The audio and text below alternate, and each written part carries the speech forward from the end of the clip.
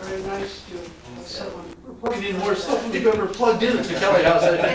We want a student involved with every one of these, so he's trying to. Sure, Hey, play George sound, Scott. Right. Yeah, these old let's circuits. see, Yeah. so between Joe and June, Oh, this there's stuff doesn't several use a lot. different kinds. Right. Yeah, yeah, they're kind of fun, aren't they? They're all these different Oh, thank you for Yeah. hosting us. beads on it, yeah, these are sort of I'm gonna like host some more beads. of Yeah. these. That's what I hear. Yeah. Yes, I've been having fun knitting them myself. He was posting signs down on the that's right. fence. GL2. And there's a, I don't know what the next one is. The next one is considerably bigger, but it doesn't have this little pop-out screen, and I really like the pop-out screens, so you don't have to bend over. Like menus, like Yeah. home video cameras. What brand? Canon. But I mean, it doesn't have a handle or anything. So Right. you can't. Is it like the ZR model? Yeah, ZR 50 or But something? this would be good, you know, because you can be. Welcome you today to our first of what we hope is a series of an afternoon with, and to thank you for coming. And this is a tremendous turnout. I'm Joy Shaw. I'm president of the board. A lot of board members are here. I forgot to wear my name tag. And Steve is going to I could take over from take here. over from right here. Thank you, Steve. Well, welcome everyone this afternoon. My name is Steve Jordon. I'm going to be serving kind of like a moderator, but I think knowing some of the people as I do, I won't need to do much talking because I'm sure they're going to do a lot of talking. What I would like to do is to welcome you to the Kelley House Museum here, and I have called this the most prestigious historical home in town, and I mean that literally because there's more historical information within these walls than you'll find in any other building in town. And you are all welcome to look at this information. And they have a special little program here designed to help you do that. And it's called membership. So, this is the plug. So if you look around the room, you'll find these little membership forms here and there.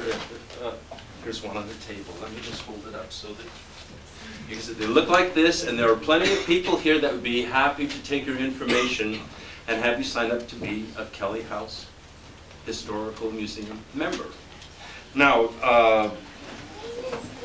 one of the things that we're doing here for the first time is having oral history live here in the Kelley House with different families that have grown up here, have a long history here through the years.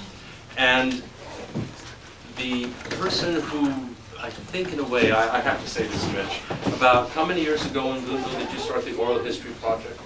7. 7 years ago in Boonville, Mitch Mendosa started an oral history project in Boonville, California, where they got a lot of the old timers to talk, to be tape recorded, and then they made it into a book along with a CD that you could hear the people's actual voices.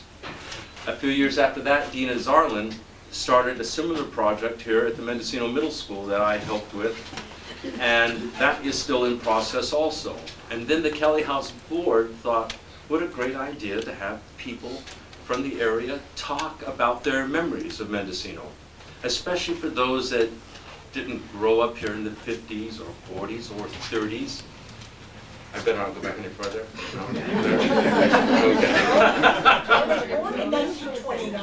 Okay, well, we got 1 year of memory there.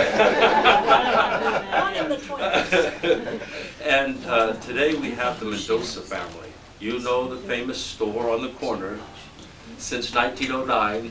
And we have a little family lineage here. And what I'm going to do is introduce you to Mitch Mendosa, and he will then introduce his fellow family members. Okay, Mitch? Thank you, Steve. So, I'm Mitch. I've been living outside of Mendocino almost as long as I lived in Mendocino, and so I'm hoping to sit and recollect and learn a whole bunch myself today.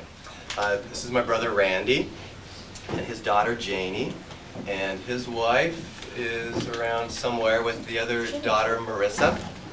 This is my father Alvin, and his sister, my aunt Lila, and their next door neighbor, who they grew up right within rock throwing distance, hopefully not literally, is Jeanette Mendosa Hansen, and my two children, Jessica, and Tyler. Those are cute. Oh, I'm sorry, and Lisa is Lila's daughter over here. And my wife is Lori there. Did I miss anybody? So I guess what we hope to do is sort of start at the beginning and maybe work our way chronologically through some of the elders' memories here. And I think it's an opportunity for people out here to participate, ask questions, throw fruit if you want. And we can sort of keep it as a sort of relaxed structure. Lila, you're the elder statesman. Statesperson. Statesperson. Where were you born, and tell us a little bit about where your earliest memories of Mendocino. I was born in Fort Bragg in what is now the Gray Whale Inn, but was the hospital, isn't that it, or whatever it is, was the hospital at that point. And in 1929, I brought on the Depression, I suppose, because it happened 3 months later. It was a huge shock. Memories, Jeanette lived next door, Bill, Mendosa, my dad was Joe, and we lived on Little Lake Road. Jeanette lived in the house with the palm trees that are still there. In fact, she still lives there. But for the first 4 years of my life, first 3, Jeanette and Alvin weren't there. I was the only child. But it was a wonderful way to grow up. I could go down to the store. There was no freeway. Little Lake Road was very busy. We lived at the bottom of the hill and had to be careful. But I can remember as young as 6 probably, going down to the store by myself. The store was such a big part of our lives. Eventually, we all worked there. And then there were other cousins. I don't know if the lineage of the family, I guess you know, almost everybody knows, and correct me if I miss anybody. The Frank J. and Isabella were my grandparents, and they had 8 children, 7 boys and 1 girl. And Mary, the girl, was the mother of Isabel Sandbothy, whom many of you know, or knew. It's hard to think of Lizzie in the best days. And Frank Lewis, who is still alive. So there are 2 cousins older than I. Frank Lewis, who lives in Santa Rosa, and Jack Mendosa, who lives in Placerville, whose father was John. And then I'm the next oldest. Alex's son, Richard. Alex was the youngest. I think is the next older than you, Jeanette? No. You're older than Alex, than Richard. Okay, so then Jeanette comes. And then Richard, then Alvin. And, we forgot Morris. It's hard. Frank Mendoza, I had a cousin Morris. My cousin Morris had a son Morris. And we worked in the store together. But when I was growing up,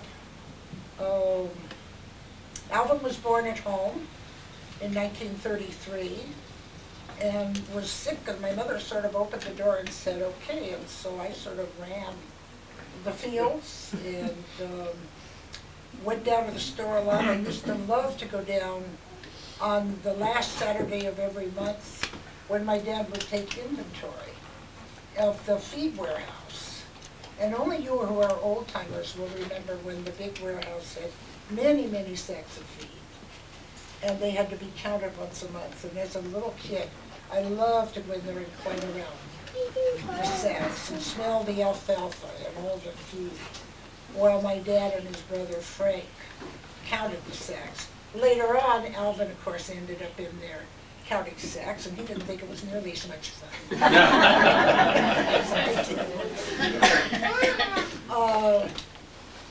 Growing up in the store was a totally different childhood, I think. The Sunday before Christmas, Sundays were closed.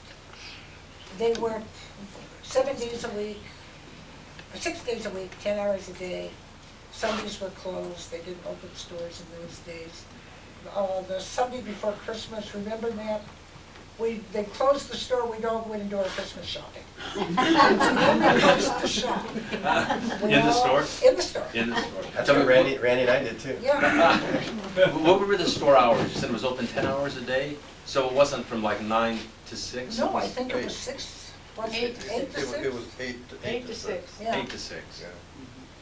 Before that, it was 7 to 6. Yeah, because that's what I remember, that it was practically 12 hours. Albert worked there, of course, much longer than I, because I worked there the last 2 years I was in high school, after school and summers. And then I left Mendocino in 1946. Dee Lemus and I, who is an honorary Mendosa, went off to college together and taught together 1 year, and then I would come home and work Christmas vacation, Easter vacation. Even a weekend, I'd come home and work 1 day. It was kind of nice having a store in the family. When I was young, when the new side, the grocery store that exists there now, before it was built, what we call the old store was the grocery store. And old timers again remember, the groceries were stacked all the way to the ceiling, and they had ladders on wheels that you clambered up the ladder to go get canned food or boxes or everything. You got pictures of that, Jeanette? Okay, here's our family archivist. And when I was a kid, that ladder Oh, wonderful. was still there, and we would run down the aisle when And after this hours. is on the grocery side. Can we pass this around? And we were always told not to, but we would always run, get a good running start, and jump on that ladder. Yeah. That was a lot of fun. Did you ever do Another that? thing that was Yes. fun. No. Do you think your father didn't do that? Yeah.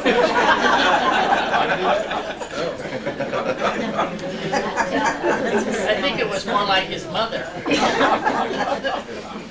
Alice Peckwater gave me a bad time, I know that. I used to go in and steal graham crackers from the barrel when nobody was looking. The barrels.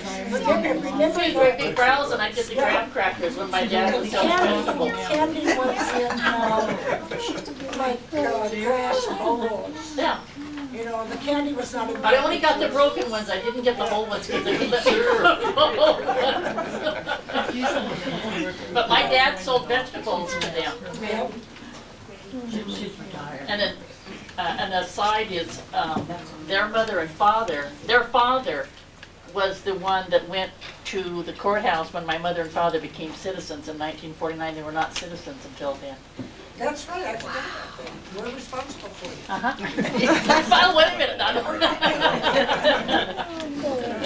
I remember, and I'll be quiet very soon so that the slightly younger generation can talk, but I have the memories of in the 30s when there was a big potbelly stove right in the middle of the store. Oh, yeah. I remember that. Is there a picture of that somewhere? No. Yeah. And the floor was that funny oiled smell like schools used to smell. Yeah, it was a wood floor, it was oiled. Right. Yeah. And I Remember the big roll of paper? You remember the story. Doesn't remember the stuff. So I don't know. Remember candy bars too. When you had accounts, when you paid your bills, you always got something. I think the fire department put it on. Oh, probably. I remember And the you know stove, I don't something else, remember a actually. lot of people during the Depression used to charge, and they Seemed would like it not was there. charge, and they never, Yeah, you that know, stovepipe went all they the way essentially got it. through the store, Yeah. and the chimney was in the back. But they just weren't using It it. used to smell like Hershey candy. And a person working, we all, the three of us worked there, and of course the younger generation, with our father and 3 uncles. Now, did they have specific jobs? Because I heard a story where Gus used to do a lot of the deliveries. Yes. Now, did Joe and Bill and Johnny and Gus each have different specific duties they Well, did? Bill was the manager. He set up in the office. Mm-hmm. And Joe, my dad, I guess, was more or less the manager of the grocery store, even the early grocery store before it went over to the present grocery store. Gus did most of the deliveries, right? Gus did a lot of Yeah. it, yeah. John did too. What was fun as a kid, I started working there, I guess I was about 15. Because I was 16 when I graduated from high school and I worked a year before. But what was fun was to pick up the phone and have somebody talk in Portuguese, which I didn't understand. Yeah. And I had to go get one of the uncles. And people called in and ordered their groceries. I'm sure she did. And then somebody took the order who spoke Portuguese and then they delivered it. And of course, Alvin got pretty good with Portuguese, I did. There was The not. bad words. I know the bad words in Finn. The other thing that was fun, not only did the uncles have particular jobs, but the uncles had their own niches. Gus was the joker. Everybody who knew Gus knew that. He told terrible tales. How about the thing you told about the guy who wanted to know how to do abalone? Right. The one for cucumber on the beach? No, you went down there and you just hammered on the Oh. bank.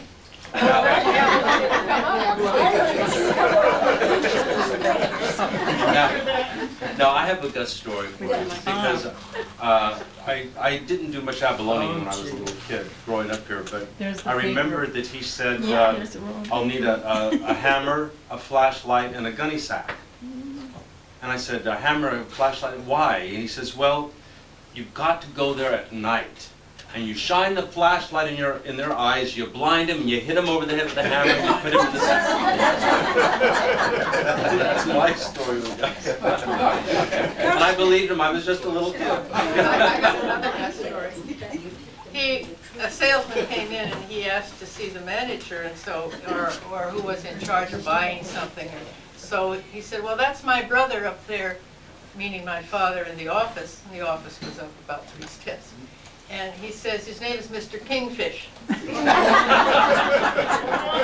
maybe it was Mr. Kingfisher, I'm not quite sure. But he went up there and he called him Mr. Kingfisher, and the whole time my father didn't let on, you know it. We know where it came from. One salesman to go up and talk to Mr. Baldwin. And Uncle Bill was not, He wouldn't he was, you know, he frolicker and fair.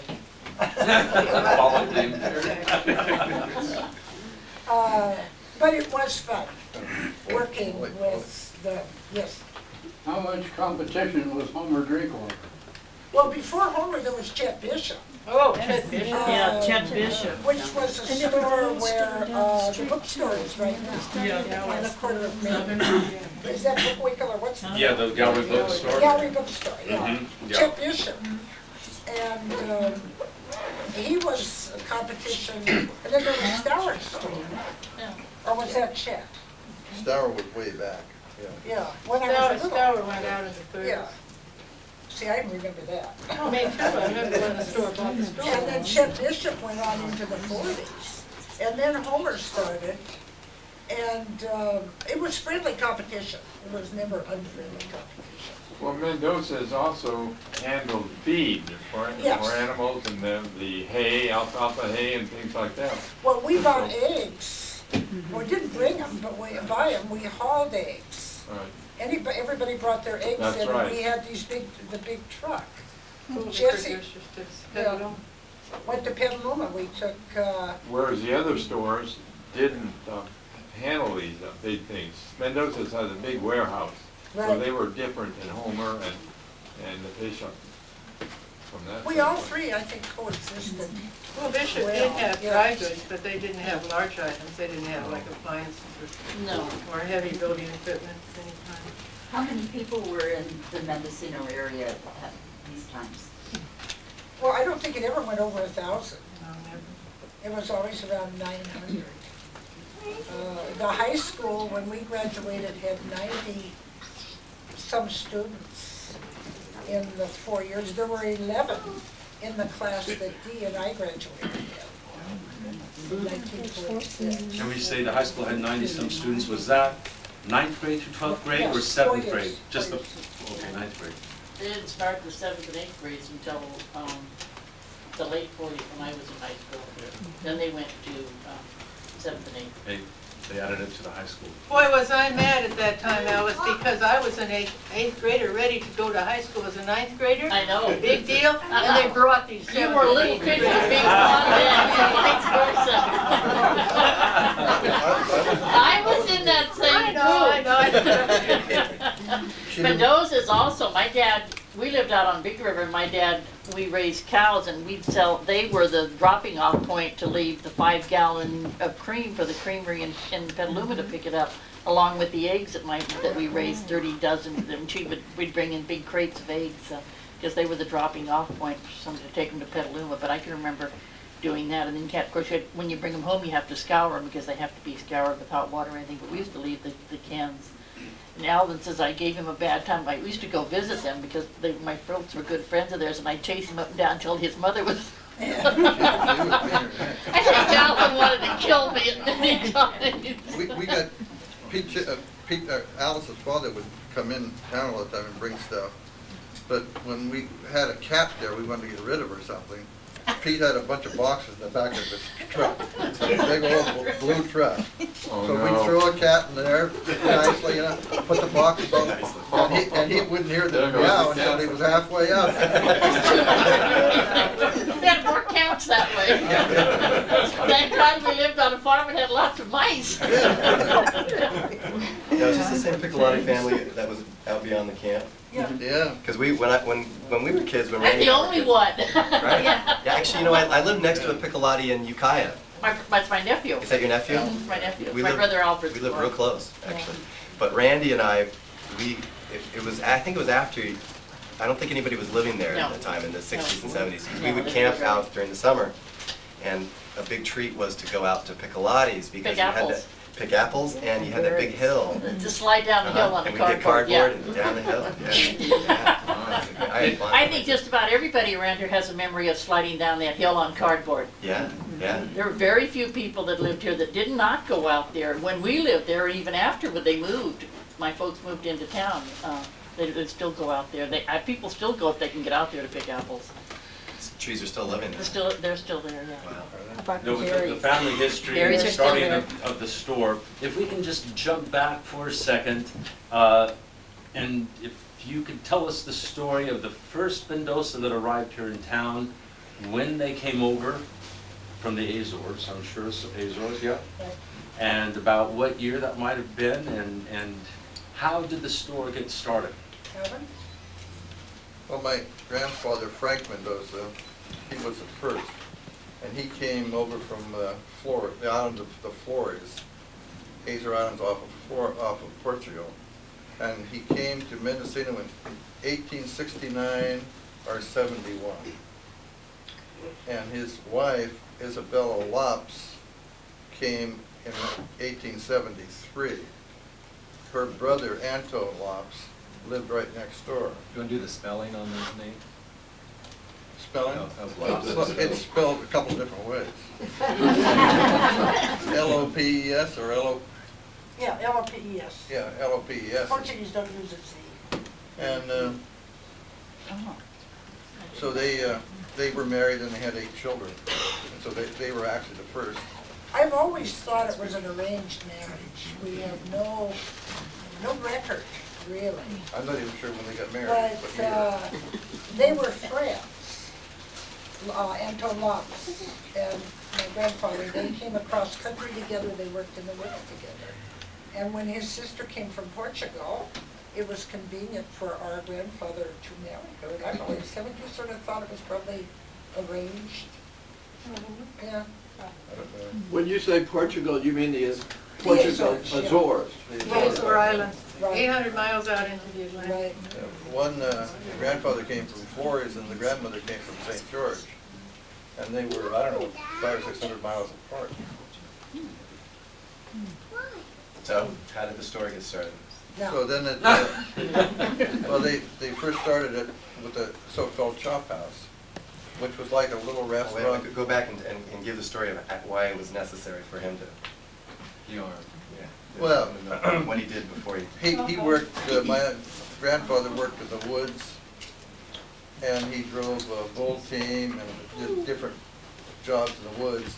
He later worked at the Big River Lumber Company down on Big River, where he lost his arm. And he was unable to work, and he had 8 children. And so that's when he started the little chop house, and which later became Mendoza Store. But the town went dry before Prohibition. So chop houses were like an equivalent to a bar in the front and a restaurant in the back, is that right? Yeah, I had little things. Of course, he couldn't read or write English, and so he would make little marks for each person. Say Joe Brown had a X, and a beer would be a Z or something. And then my aunt that would read and write English, she would record these things. And nobody paid cash, I guess they all had red tabs. And then when the when the area went dry, it was a district actually, and by local option, so then they had to do something, so they went into the store business.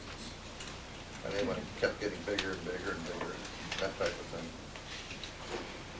I'd like to add that definitely changed the course of history for the Mendoza family. Because otherwise, no doubt, Frank would have been a mill worker forever. Right. So we have a result, something good came out of it. But when they came over way back in, way back 1869 or whatever it was, what motivated them to leave? I've read about whaling ships before that time and guys getting on whaling ships. What motivated him to come out? He whaled. He was a Yeah. whaler. Oh, he was also He was a whaler? yeah. But evidently he jumped ship at one time in the East Coast. I mean, you know, we are descendants of illegal aliens. If you look at it that way, there was no Ellis Island. I wish that before Isabel had died, we had quizzed her a little more thoroughly on whether he, you know, jumped ship. Well, the coast of South America, the Sandwich Islands, Hawaii, they're full of people that same thing. But it was the whaling that got him over. The whaling got him there. And there is a story, of course, Anto Lopes, our grandmother's brother, a famous story that he saw Abraham Lincoln in a parade in New York City. And that was, I don't think it was apocryphal, it's just something that we heard all the time when we were young. And Tony talked about seeing Abraham Lincoln in New York City, he was so proud of that. Did you hear that too? Never. Yeah, you didn't? I know that. Yeah. So do we know how he got from the East Coast to the West Coast? No. Whether they came overland in Canada, the railroad had been built. They could have come on the railroad, but they probably couldn't afford it. We do not know. At least I don't. Do you? No. Yeah. Never in any of the family. Well, as is always the case, it seems like you regret afterwards that you didn't interrogate your parents to a greater degree. I know there are lots of things I would have liked to know. That's why we're interrogating you today. We're not quite that old. Well, speak for yourself. I have a few things to share. Yes. If it's time, I I don't think want it to. is. It's time to shut me up and it's, have we answered everything you want to know? Well, at this point, yes. If I think of some more things, we'll ask. If anyone else thinks of more things too, please ask. Okay. This was the calendar the Mendosas put out for the 90th anniversary, which some of you probably have. There's the parents, and there's the chop house. And there they are all together. And here we have the first delivery wagon. I think the horse's name was Babe, right? I think so. Yeah, she used to know just where to stop to, and so here's the store, general merchandise in the 20s. Here's a motorized delivery truck with my father there, very good. Here's the bigger store. Here's the, as you saw before. And this is during the wartime when they're working, and the counter is linoleum, but you couldn't get any linoleum. It's all worn out here where they have I have to laugh at that. Brothers are there working. Here's the feed truck that was going to Petaluma once a week, bringing down eggs, bringing back That's feed. the new international that Jesse Paoli drove. Right, That's right. but that's Ralph Sutherland. That's the newer of the two trucks, right? And Ralph Sutherland sold it to my father and giving him the keys. Boy, Ralph that Sutherland. truck changed the ecology around here. You know, I've never seen earwigs before, but when that was polished up and back and forth, we got earwigs. What a boon. What a boon to the Hey, we did something Ralph right. Sutherland was my mother's cousin, so obviously we made purchases that were all in international the family. or Chrysler products. Here we have the first grand opening, and I'll send the poster around because this is kind of fun. This is 1952, the new grocery store.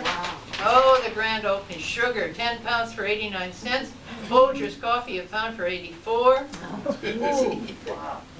Tuna, 29 cents. That's not so much. Mayonnaise, Best Foods, 59 cents a quart. Those were the days. And like Lila says, it was fun working in the store, but I didn't work in the store because I was so shy. I didn't work in the store until I graduated from high school. You worked in the news side. They didn't push me down there yet. No, I worked in the old side too because my first customer was Rosie Lenars. And my father taught me how to write down her order. She'd come to the counter, she wants sugar, write down sugar, price, blah, blah, blah, blah, blah. And then you put it, in this little place where she had a number. Everybody had an account number. They called it a McCaskey. And McCaskey was the name of the This big thing, thing. yeah. Because it was a charge, cash and carry, right? So everybody in town had So charge. somebody be coming in and say, oh, here comes number 63. I mean, you had it. But we talked about Rosie Lenars. There were two Lenars, Rosie and Yeah, Joe. and Mary. But they spelled their names differently? Well, yeah, I With guess with an I and an E. Yeah. That's because it's through Ellis Island. Yeah. And they got different, whoever they had, clerks they had there, and they spelled their name one way, and there were two brothers. Two brothers and two sisters lived together, well, next house, but their names are spelled different. Anyway, she was my first customer. First customer? Yep. Okay. That's about all I had to say. They couldn't keep me out of the store. I was shy, not like you. You were outgoing. I was shy. You talked to me. Eleanor Smith was now 100. Everybody in the room knows this. I'm probably the only one who doesn't. But I would really like to know, when you all refer to the store, I would really like to know about where all of these different places were located, because it sounds like the store moved or expanded or what have you. So it's just kind of visually, I would kind of like to It's hear you always go. been in the same place. First it was the chop house, and then the larger store was built around the old store without, sacrificing a day's business, I guess. And in 1952, the so-called market was extended to the north.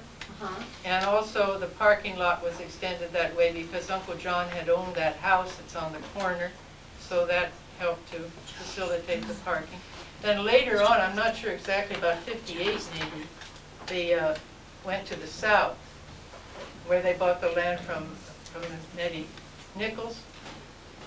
Furniture and appliance. Furniture and appliance wing was put on then. In the 50s, They moved the house back. Oh, yeah. in the 50s for a while, it was very bizarre. There were two grocery stores. That's true. There was the market that you know now, and in the old store, where the old market had been with the ladder and everything, how many years did they keep the second one open? Only long enough About a year. to educate the public. Yeah, I actually because remember that. basically, I remember that. yeah, well, what they did was they had higher prices on the old store. You know, they wanted people to stop charging and to, And no delivery and all that. delivery. Right. So people would come down and it was much cheaper in the market, but it took a couple of years to educate them. And to answer your question, which you didn't hear, I don't think, out there, would you repeat it, please? Yeah, Eleanor Smith, who is now 100 years old, and was the first customer, I think, charge customer at the store, said that she did a lot of trading in wood for groceries. In the 30s, yeah. Yeah, during the I Depression. think people traded fish for groceries. I think people traded a lot of things. It goes below here, like these are the Kelley House. Yes, those are Kelley Oh. It's not mine. I have a question for Lila. You mentioned the feed sacks and then all this that had to be counted once a month. I just wonder if there was ever a time when there was a sack missing, because I used to go to What? Did you get to Bill, pay him some money. No, I didn't take one, but I pay him money and I could take the truck out there and load up the truck. And nobody ever watched to see, everybody trusted everybody else. There was no, We didn't even lock the door. The door was never locked. I don't know, we'll have to go back and see if one of those times when you were there. That was just a memory. To me, it was so much fun as a child to be free in this warehouse, to climb the sacks and be with my dad and my Uncle Frank. It's just an indelible memory. Well, when the market opened, that was something pretty modern, because we had frozen food, that was big. Yeah. And we had a meat market, and my cousin Morris was the butcher, along with Harry Burroughs, who was the experienced butcher in the body. And if you even go in the store today, there's a fluorescent sign, it's no longer lit, but it says, "Serve yourself." I told Bob Bradley, our manager, don't ever take that down, that's going to be an antique. Herself, because Now that worked when I was a self-service kid. was coming in. Yeah. I think we turned that on when we had that. I think it's a fire danger. Sign to state about how there wasn't a problem between the different stores in town as far as competition. Now, I'm going into the 60s when Homer's Market was in existence, and also Bishop's Store and Mendoza's. And I used to work at Homer's Market when I was in high school. And my mother shopped at Mendoza's. And because she loved Alvin. Alvin used to have the meat market back there, be the manager. She had to. And she's Portuguese, she had to. And the thing was, is that Homer and Lil never ever said anything to me ever about, well, your mom was shopping here and your work. There was never a question. It was never brought up. It was just, it was very friendly. It was really a very one-town spirit, kind of. That's how I could describe it. Now, this building that you speak of, Steve, this is the building under... Which one, Homer's Market? Yes. Is right over here below the Bayview Cafe. Right. That was Homer's Market. Yeah. And Homer and Lil had an apartment upstairs where they. It was their home.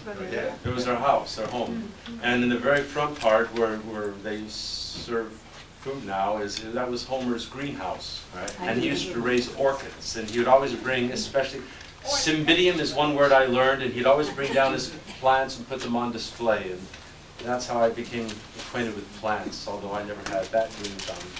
But back over to Mendoza's store. So tell us about the Mendoza mules before the calendar has a lot of photographs of the but you had told me a story one time about before they had the horse and carriage. Talk about where they got the groceries and how they got it to the store. The groceries came from actually from the Petaluma River, went out to the ocean, and it came up by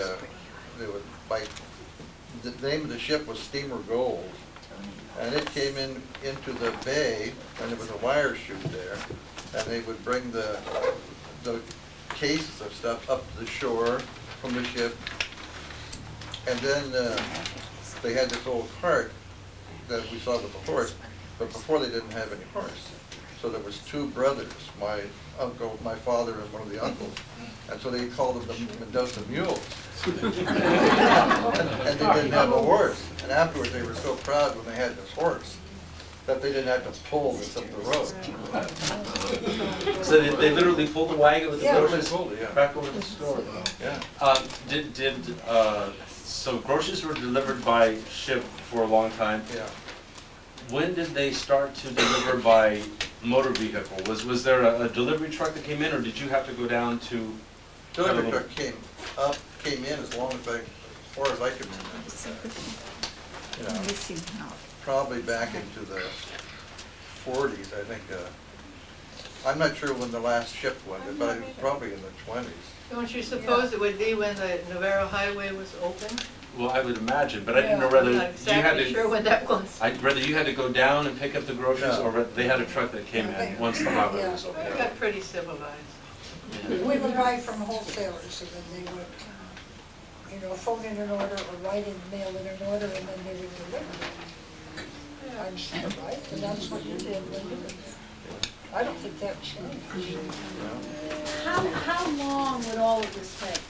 When you talk about, the eggs and the whatever in Petaluma and back and forth and shipping, how long did it take? I mean, would you go down and it would take a day to get back or 2 days to get, what?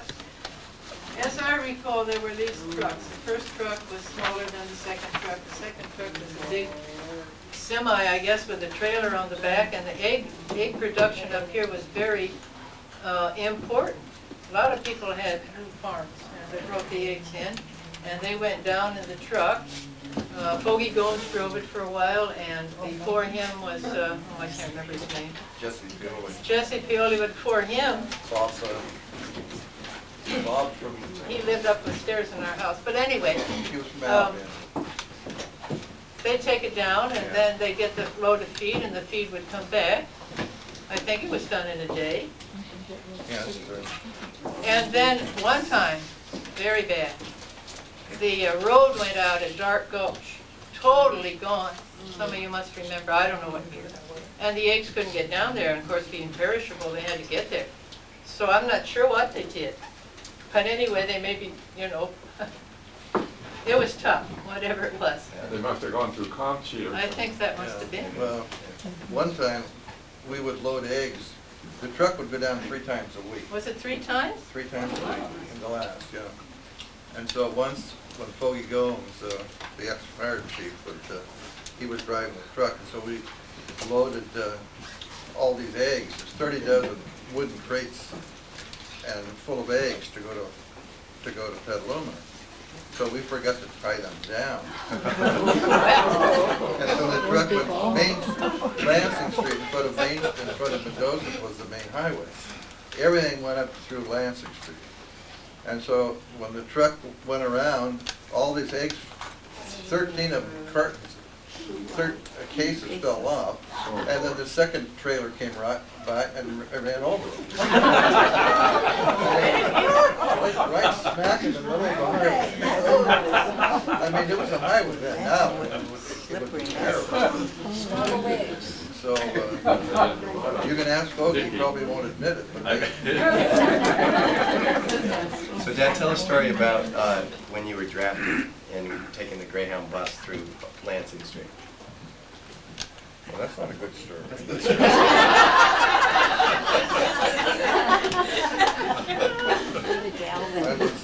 I graduated from high school one year, and I got married the next year, and I got drafted the next year.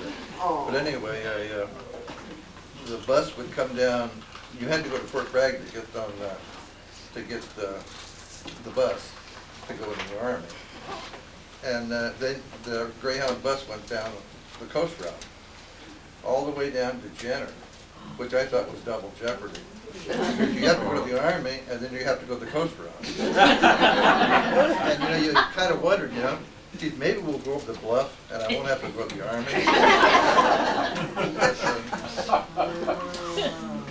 So I can imagine Ken went that way too, didn't he? I'll bet. Yeah. I don't know. I bet Ken did too. Because the bus went down big Greyhound bus went down the coast route. It was terrible. But all the brothers went out and see you often, didn't they? They all went out, yeah. Yeah, that's the story I the want, so story. tell that. Oh. So when the bus, I took the car to Fort Bragg and we met there at the little place down right on there was a pharmacy right on Main Street. And so we took the bus, and as we went through Mendocino, and they were all standing out in front of the store. Jeanette's father and my father, and everybody was working there. They are. This picture is in the market. I took it when I was in high school, and here we have Bill, that's my father, and John, and Joe, that's Alvin and Lila's dad, and Gus. It was blown up there for that. I don't know why. Sure. Where did you all live as you were growing up? How far from the store did you live? Oh, you probably about a quarter of a mile. Well, we live on lands, if you've gone up Little Lake Road, but now, of course, the freeway's there. There was no freeway. And just when you cross the freeway, the second house on the left has two big palm trees in front of it. That's where she grew up. Right next door to it is a two-story house. That's where we grew up. And then you go up the hill, and right at the very top of the hill is where our grandparents lived. And I not only grew up there, I was born there. I had a midwife. Yeah. She went to the hospital.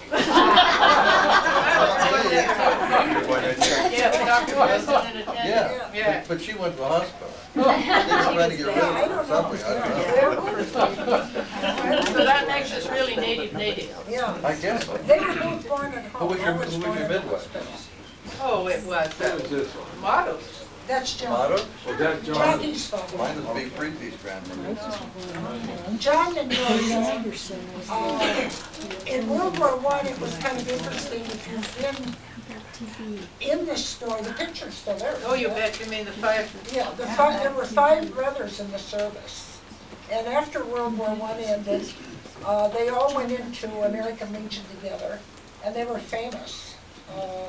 There was a big article about these 5 brothers that went into the American Legion. John was sent overseas and was gassed, and he was never well, really, the rest of his life. Our father was set to go overseas, was at Quantico, Virginia, and got the mumps. And his company went over, and when he got over with the mumps, there was an insurrection, believe it or not, in Cuba and Haiti, and he spent World War I in Cuba and Haiti. We donated his uniform to Kelley House, and so his Marine uniform. Every once in a while, I know they dig it out. Well, not only that, Lila, the other 2 brothers, I understood that Gus was already in Santa Rosa on his way to be inducted. And Alex was filling in his papers. Did you ever hear that? I didn't, no. So that makes... And where did your dad go? Oh, he was a storekeeper down in Southern California for some army base. Oh. Yeah, he had a good deal. Yeah, he did. Yes, he did. Who ran the store while the men were gone? Oh, that's a good question. I don't know. And then after World War II, was that when you had the development in '52 and the expansion, when the brothers came back? So who? It was World War I, not World War II. Yeah, World War I. No, you said 52. Oh, that was after, that was... Yeah. So there was the expansion, but the guys were in the service in World War I. So did the women run the store? I don't really know. Now, that's a good question. Nobody to ask? Hold on. I don't know either. I have no idea. Who was still, well, Alex was left around. Are you sure he went to Cal? You know, he was the younger brother, and he got all the advantages. The older brother helped him. He went to Oakland High School. I don't know why. He graduated. The rest of them worked. And he got through the University of California, and he got to be a college professor. Being the baby has its advantages, Jeanette. Speaking of babies, now let's just go down the ladder a little bit and just ask Mitch and Randy, did you ever work in the store? Oh, sure. Oh, yeah. Okay, do you want to tell us just a little bit about when you started working there and your experiences? or a couple of interesting things about it? I started working there, I don't remember, since when memory started. Were you in high school, grammar school? How old were you when you put your first can on the I shelf? was born in January of '58, so I imagine in the, by the late '60s I was working in there doing, you know, or early '70s for sure. And yeah, I started as a box boy, and my memories of, they had the big burner out there. We had this big incinerator, and we would stuff it full of all the cardboard. Recycling wasn't known back then. And we would always see about getting the hottest fire we could, so the flames would be coming out of this unless Dad could catch us, because I guess it deteriorated the roof on the it got so hot. I mean, it'd be probably 1,000 degrees. I mean, it was like a kiln. Lettuce boxes really went up. And we'd unload the big trucks. And we had an ice machine out there in the corner. It was a walk-in ice machine, and we'd get the big blocks of ice and we'd chip them and put them on the conveyor belts, and people put their 50 cents. And I remember the cash registers too. They were. I graduated to the cash register, and there was only one cash register that added taxables, so the other old cash registers, in fact, they still would crank. If the lights would go out, we could use the crank to make them work. And you would have to add up the taxables first, and then subtotal it, and then go through and had the tax sheet, and then you'd go through and bring up the rest of the groceries. So those were some of the things that I remember way back. And of course, I think, what was it, Jeanette, you were talking about going Lila, through the warehouses. I did that. It was like going through history. I just loved crawling through the attics and going through the warehouses, because there were so many back then. And, what about the warehouse across the street to the west? Was that? Well, that was relatively. That was the lumber warehouse. It used to have alfalfa hay, because I fell off the pile and the hook went down ahead of me and got stuck between two bales, and I landed on that hook. Oh. It went right into a rib and didn't hurt a thing, so I just kept working. But as I recall, the hook was kind of that hook was kind of dull in the end. Well, so you're the one that Now they're starting to blame. Well, we didn't have hay back then. We had a lot of chicken feed, and I remember the feed warehouse moved over to the east side of the store, and I remember there was lots of sacks of feed back then. But it was on the east, you know. The warehouse in between wasn't there. Right, see, we had the loading ramp. I still remember we had the loading ramp where the big trucks could load back in there, but now that's all warehouse, that's covered over. The warehouse across the street, behind the cookie place, was lots of fun. Remember, Dee, in high school, we did all our painting for the proms there. The store would just sort of let us in, and we'd build all the stuff for the dances and paint it, and then we could use the store truck to get it up to the high school. I remember Jeanette Selders worked for a long time there when I was in my teenage years, and I worked there, because Randy did it also. And we would take Jeanette's Jeep and we would roll it into the warehouse while she was working, and she'd come out after work and she couldn't get in her Jeep. She fell for that so many times. What about the story, you were saying just the other day about the story of the ice machine. Randy was talking about the ice machine. Tell us a story about the ice machine out was on the corner just north of where the market is now. So the neighbor, Eddie Curdy, called me up in the middle of the night, and he said, Alvin, there's somebody, I think there's somebody in the ice machine. I hear somebody there. So I came up there, and of course I brought my 22. But, so we heard somebody. And so we put a big 2x6 over there so they couldn't get out. It ran at 26 degrees, so it was kind of chilly. So we opened the door, and these guys, they wanted to get out. And so we pointed the gun in there and said, well, I don't think so. And so we... they crawled in there trying to get the change. Trying to get money, you know. They crawled in, they couldn't get out. And so we called the sheriff's department, but we took a half an hour or so before we did it.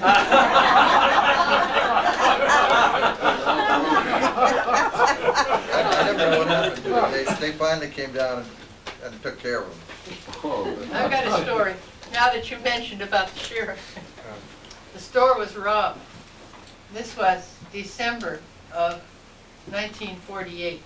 Burglars cracked a big safe in Mendoza Brothers' store. There's my father.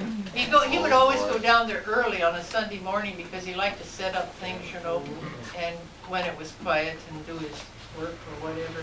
Now this was the shop. I mean, he came home white as a ghost, I'm told, because somebody had broken in.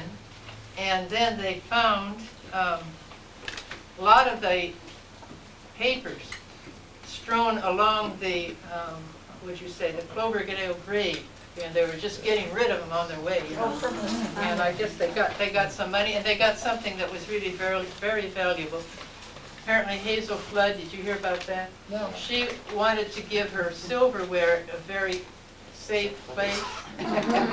So it was in the store, in the safe. And so I guess she lost that. Yeah. John Mendoza and I were fishing down in the Albion River, and they came down to get us, the deputy did, because they wanted to ask and see if we knew any of the things that were missing. So I remember that day. Now that's when they knocked it. Huh? That's when they knocked the combination dial off. You're right. And it never was replaced. You're not supposed to tell that. Well, you can see it. The interlock works. It's got two doors. Oh. Everybody could see it. Yeah, you're right about that. Yeah, the outer doors were Those are real about professional. a foot thick, and the inner door was a good solid steel. That old safe came from the Elk Lumber Company, Greenwood Lumber Company. Ellie White's, I think. That's it. Yeah. Now, am I right in the story? I remember when I was in, I think, high school, there was a part of the store that was over by where the appliances were sold that was a receiving area. And it was a locked area where, like, the refrigerators and the stoves were dropped off. It was called the receiving room. Yeah. Somebody had taken a brace and bit and had drilled up dozens of holes. I mean, it must have taken them weeks. We didn't have battery-operated drills back then. Right. And and this was a thick floor, and made a hole big enough to crawl in. But I think the irony of it was, and this is where I might be wrong, I might have just made this up, but the irony of it is once they got in there, they were confined to that area, and everything that was in there were big appliances. They couldn't even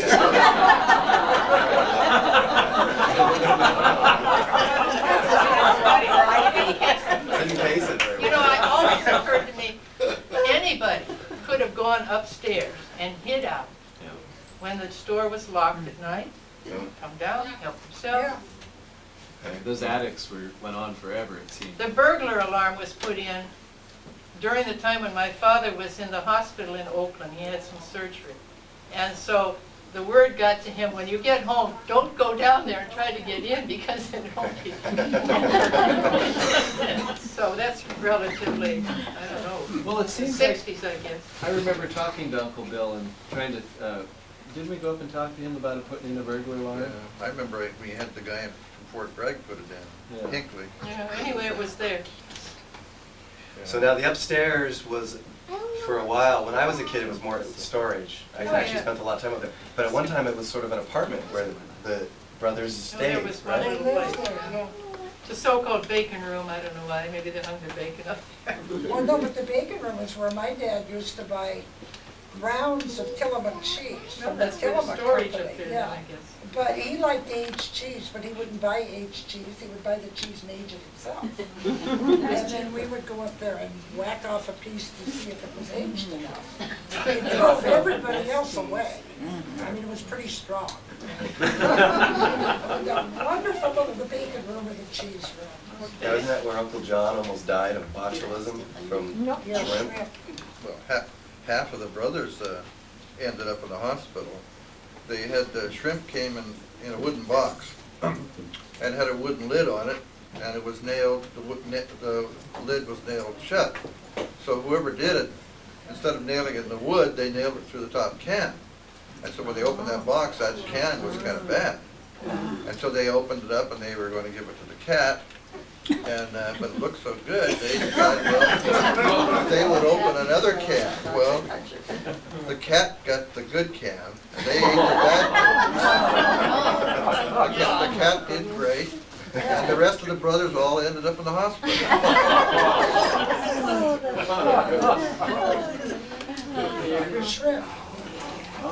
You grew up in you said in, just on Little Lake. Right. Wasn't that in the olden days called Fury Town, and does that have anything? We were at the bottom of Fury Town.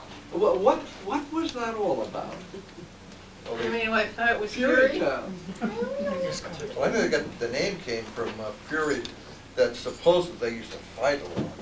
Our grandfather, Frank Mendosa, and his wife Isabella, they lived there.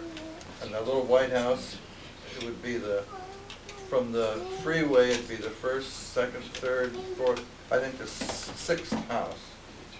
Well, beyond the firehouse, it would be the second house. Second house behind second that. house, yeah. Beyond Was the family home where they It's grew a up. little house, you can't see the. Yeah. It would be the third. So were they full of fury, is that why? I No, guess it was always called Fury. it was always called Fury. It was called Fury Town when I grew up. Your relatives, most of them lived up there, Steve. You Yeah. should know. Yes, I should. A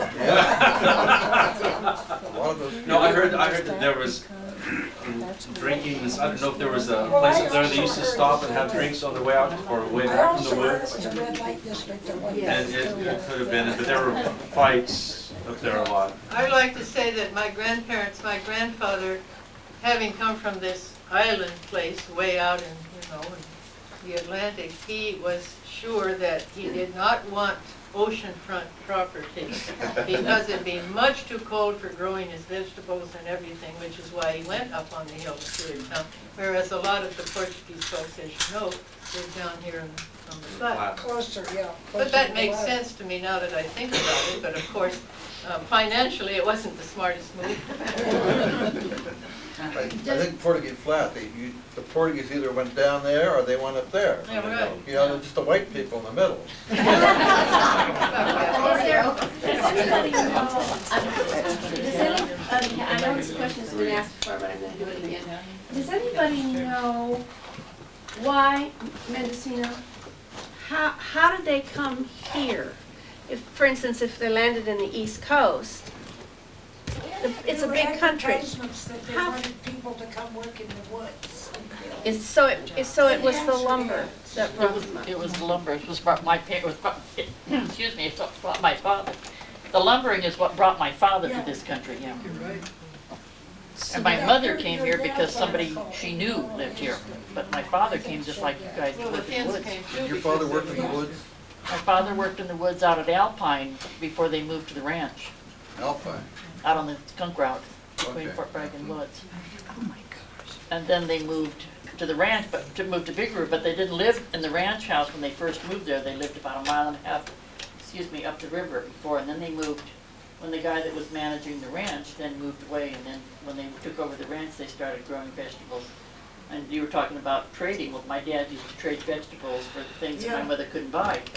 And we couldn't make like flour and sugar, and we would trade vegetables and They did a lot of trading in the 30s, as far as I've been told. oh yeah. Well, when we got shoes and clothes, we were trading from the company store in Fort Bragg because they had the grocery store then, but we did a lot of trading with your store because we And I bought. always swore it's why I don't like fish.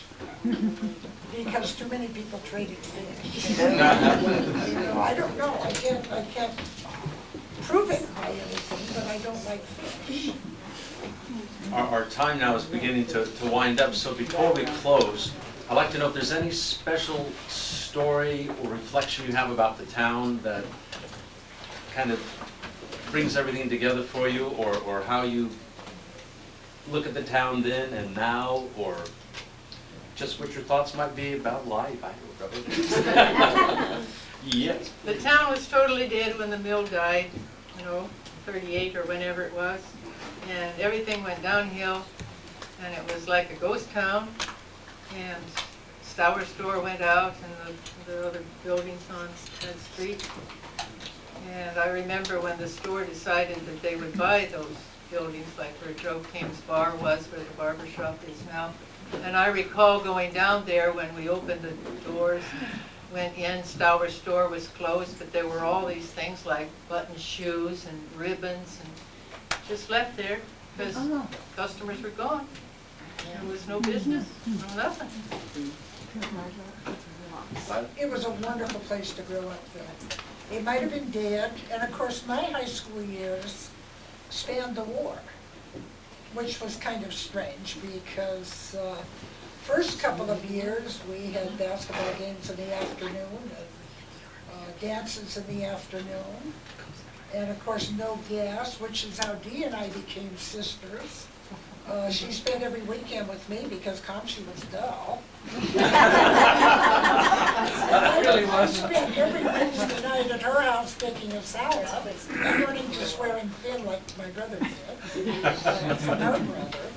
But it was a wonderful place to live. We went to the beach, had crabbing parties. We threw the crab nets over the old low bridge. Bridge. Down here, a big The old low bridge used to be just a very low one, threw the crab nets over, pulled them up, cooked them on the beach. We were pretty good about size, but not always. But how hungry we were. 2 inches. But it was a wonderful place to grow up. It was kind of an idyllic time, and my family was, I mean, having this unique experience of working within the family with fathers and uncles and cousins was just a unique experience. It really was. I left here in 1946, but I came back every summer and worked until even after I started teaching, because teachers were paid so poorly in those days. So it's always, I haven't lived here since 1946, but it's still home. It's still just it was a wonderful place to grow up, and a wonderful family to grow up in. I have a question that might be interesting. Every year I notice in that newspaper that John Mendoza gets a big buck. Right. Every year he'd get a big buck, and yet he'd been a victim of weapons of mass destruction from the German army. But anyway, he'd get a big buck, and here I'd go all over trying to get a deer, and it's awfully hard to get a buck. But now somebody here can tell us how he got that buck. Staked it out, probably. Hunting kept Uncle John alive. I know, in fact, we would go, remember Frank Vieira's old place? You know where Frank Vieira used to live? The Tom Wayneman? That's where John used to hunt all the time. In fact, I would take him out there every year, a lot of times. And they had a regular, like a blind under the house. And when he got older, they set up this little gun holder, and all we'd have to just sort of get him down there, and he'd sit down. And we'd have to carry him down there. And Tom would have put apples that for weeks out there.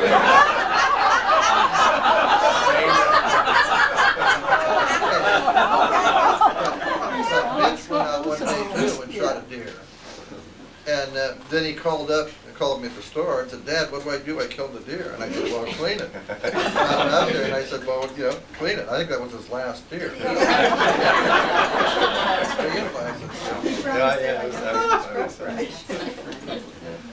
But John was, he was a great hunter. He loved to hunt. And it wasn't a very fancy way, but he was very crippled, and every year he'd go hunting. If it wasn't for the Mendoza family, during World War II, my dad would have been in dire straits, because in World War II, if you were not a citizen, and my dad was not a citizen then, you could not cross Highway 1. It was the dividing line if you were an alien. The post office was on this side of Highway 1. So Joe and his wife would go down and get the mail for my parents, and then they'd pick it up at the store, because the store was on the other side of Highway 1. That was a crazy time, wasn't it? It was a weird time. I divided the Chicky family, Mrs. Right. Chicky and her daughter lived up at the Right, but if it hadn't been for the Mendoza families during that, we would have been, and my dad was still raising vegetables, so they would take it to Fort Bragg to the stores for him, because he couldn't cross couldn't go up the highway. Oh, So if it wasn't for them, we would not have been able to. So it's an interesting, we have a tie to It was a culture. strange time, it was. It was a very strange You ought to time for do people who were another not whole citizens, and my show folks were not sometime citizens about until I World was War a senior in high school. Alice Piccolotti has a story all of her own. You have no idea what she went through to get to high school. No idea. Pick another potential speaker. That is Future speaker. Well, it wasn't through snow, but it was a long ways. It was scary for a child. They're talking about, Lila talking about being 6 going to, walking down to the store. I was 5.5 walking the 2 miles home from school because I insisted on going to school because my brothers went to school. I mean, why couldn't I go? Why did I have to stay home? Yes, but you had to get into this little box thing that your father made and go across the river. I remember as a kid pointing out that's where it was. Going out there, yeah. Yeah. Well, they always wanted to come up and ride on it. Hell, I didn't think it was anything fascinating. Everybody come out there. When can we go ride in the car? It's like, excuse me, I don't think so. It wasn't fun for me. No, it was a different lifestyle. Joe had a camp every year, pack up the store truck full of all this stuff. It was really an operation. He'd go out there, he'd be out there this is on the Brig River, out about what, 10 miles? And it was on company land, he had a permit right on the river, that's where we all learned how to swim. But anyway, after Joe got through camping there, then my folks would go out there with me. Now, Mother hated sleeping in that tent. She was scared, and I didn't care much for it either. But during the war, you couldn't go anywhere, and this was vacation, so that's where we went. And it was a good, it was a good thing. But Uncle Joe did all the work, and he was there for about 3 weeks, and he'd come in every morning, he'd run into his back room, shave and get ready to go to the store, go work, and then run back out there for the evening. It was terrible. For those that are... And Piccolotti would bring us on Tuesday the mail and groceries and when he went to town. I think it was Tuesday. Maybe My dad went, Tuesday and Friday was a day to deliver. And ice too. groceries. Bring us And ice. yeah. For those that are not aware of what all this means is, Big River was our recreational area growing up. Yeah. And for years you've always heard of Boyle's Camp. People were going to go swimming out at Boyle's Camp. Well, there's like this big cement swimming hole up there. It's called Deadman's. And beyond Deadman's, about another 3 miles is Piccolotti's. About 4 miles, but 4 in miles? between that, don't forget you gotta go slam with Nudist Rock. Nudist Rock. Hey, There was Lily's Swimming Hole, Deadman's, and Nudist Rock, the big 3. And then these little small pools along the way. But Piccolotti's was so far out, and it's where they used to have a lot. Was it the CCC camp? No. The CCC camp was where the Minnesota Woodlands is now. Is now. Is that those cabins were built by the CCC camp? And Piccolotti's is way beyond that. About It's 5 the miles roads, you beyond can't that. get out there now unless you have a special little vehicle because they have the gates locked and whatnot. But it was, Well, you can walk along the side of the river though, can't you? or along the old road that's out there Yeah. too, but it's a long, it's a, well, Yeah. it's like my mother says, why God made cars, so I could drive. Anyway, like any other last thoughts? How about asking Jessica and Tyler how they like being the tail end of the Mendoza? But what does it feel like when you come over here? I mean, did you get any sense of past? It's kind of cool because my friends in Ukiah, they'll ask me when they, when I meet new people, and I'll tell them my name and go, oh, are you related to the Mendosas from Mendocino? Because they know the store and everything. So that's kind of cool. Yeah, that's good. Any thoughts, Tyler? I remember Fog. Fog. Mendocino's mainstay, biggest crop, fog. Well, Could I just say one? Proud to hear of your family. I cannot leave this without saying one thing, and that is, I went to grammar school over where the recreation center is, and the high school is where it is now, and your mother, Steve, Jean, was the school bus driver, and we lived by the Art Center. My dad still lives there, but she would come down in the mornings. We'd always wait, and she'd pick us up there at the corner by the Art Center and The little pug bus. with a little. What number was it? Oh, I don't remember. Number 3? It had a little bus. And well, she had the comp shoe bus. Yeah. And she would pick us up and go to the grammar school, and I'll never forget that her perfume. Yep. That was a whatever perfume she wore, the whole bus smelled like that, and now number 5.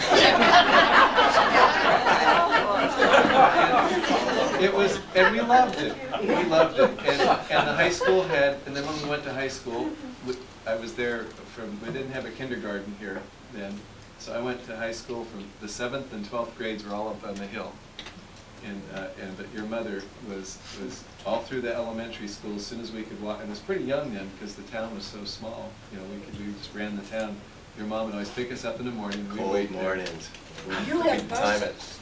We had no buses. Well, we didn't have a bus. We weren't considered. We weren't on the bus route. They didn't do buses in town because the town kids had to walk. That reminds me of high school.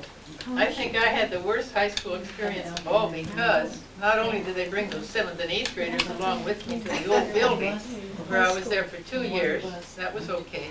But then, my junior year, they got rid of the old building, and we were farmed out to the gymnasium basement and the Catholic Hall and other places. I remember doing some typing, learning typing on the stage of the auditorium. And you know who's basketball. At least you got to graduate from the new high school. I didn't. They were tearing it down when I was a senior. That's right. Me too. At no school. I know. Elizabeth Jordan was our teacher. Yes. But anyway. That's why I can't type yet. We were the first graduating class from the new high school. Your class was? Class of 50. Yeah, in my class, we didn't have a high school. They were tearing it down. It was pretty bad. School. Pretty bad. Well, if you go to the high school and walk down the halls, you will see at least one member of my family. There was a Piccolotti in the Mendocino High School from 1930 until 1944. And there's 5 years between my brother and I, and when the principal walked down the school between 44 and 45, he said, "There's something missing." Well, thank you very much, and I think if afterwards, people I'm sure would, if you'd like to ask questions on one-on-one, please come up.